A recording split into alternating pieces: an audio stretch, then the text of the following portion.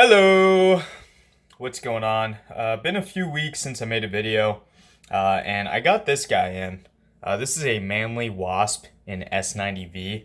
It is a slip joint. I only have featured maybe 2 or 3 other slip joints on my channel, but this one stood out to me for a number of reasons, and I figured I'd make a first impressions video to see if my intuition was correct. So first and foremost, s90v blade, that's very good, especially from a production company. What was I about to say? Blade shape, really good blade shape. I love this blade shape. It is relatively decently thick stock, but it is ground super thin, which is, again, really nice to see out of a production company. Moving on to the handle, I love the handle. It has a lot of good things going for it, and some things that could have been done, maybe a little bit better, but definitely not bad, I'll say. So, let me find an example real quick. So, a lot of companies seem to put all these finger grooves on their knives, telling you exactly where they want you to grab the knife. Obviously, you just grab it in any one of these positions, and that's their intended grip. With a knife like this, you have a lot more freedom. You can grip it however you feel comfortable gripping it, whether that's, reversed, whatever it is. I mean, I don't really think you'd be using this knife in a reverse grip. But yeah, super comfortable in really any grip. It just gives you more options. Yeah, so one thing that I did notice that they didn't quite nail with this design is the corners of the handle are actually fairly not chamfered. I mean, there's a very small chamfer on there, but it's just not enough. I mean, it's very uncomfortable at times. Let's see. So you can see Spyderco, they do a little bit bigger of a chamfer.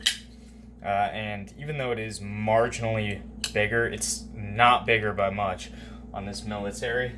It is so much more comfortable. So if they just did that a little bit different, I feel like the ergos could be a lot better. Clip. Yep. It is what it is. It's not my favorite. I don't hate it. I also don't really love it. It says Manly on it. Could have done without that. And it is a deep carry clip. It's fine. It's a clip. It is what it is. I don't really care. Let's see. Let's talk about the walk and talk of this knife. So this knife, and I heard somebody else in a different video say this, it doesn't really walk and talk. It kind of stumbles and stutters. That's a perfect way to explain this knife. This knife is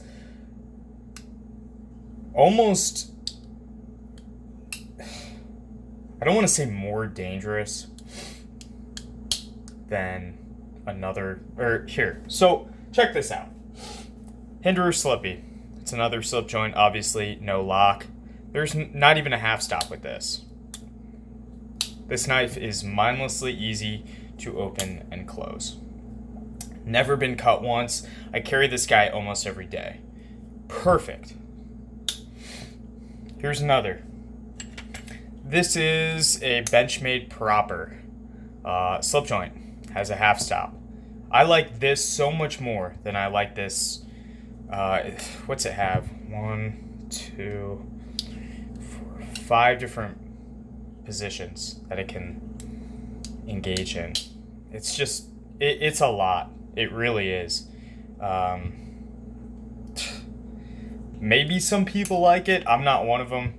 I tend to like a little bit easier of an operation. And this Slippy, so far, favorite slip joint. Love it. Yeah, size comparison. There you go. Against some other slip joints. And then I guess we'll do a few more.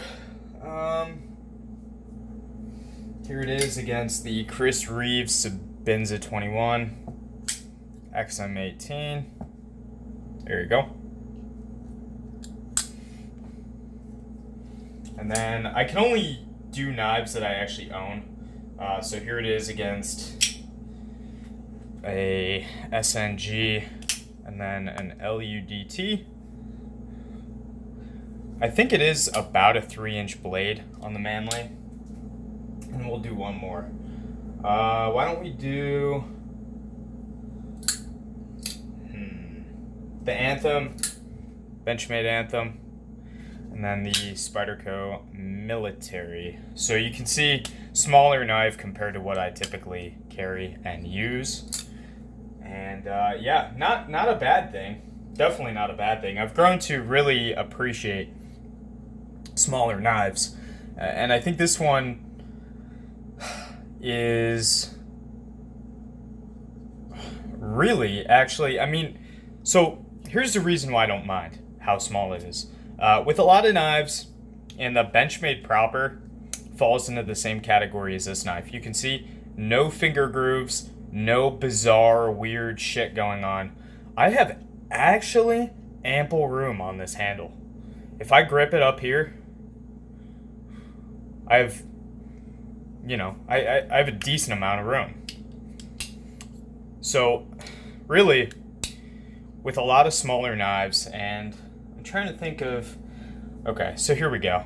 The way that this LUDT's handle is set up, it's a bigger knife, but there's actually less room when you line them up. So my hand, I grip it where they want me to, and I'm kind of stuck.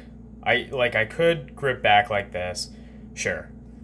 But in actual use, I grip up on the knife, which I don't think you're really supposed to do. With the Manly, not an issue at all, and I love it. Same with the proper. It is a little bit smaller of a grip, but no finger grooves, so you're good to go. Let's see. Hardware seems nice enough. Camo G10. I actually like Camo G10. I know it looks somewhat cheap, but for a knife like this, I thoroughly do enjoy it. What else can I talk about here? It does have steel liners. I feel like that may have not been necessary. For those of you that are familiar with the Spyderco Native, that's a lockback design that has just solid G10 handles. It's not like they didn't want to use thicker G10 to do it, because the G10 is milled on the inside.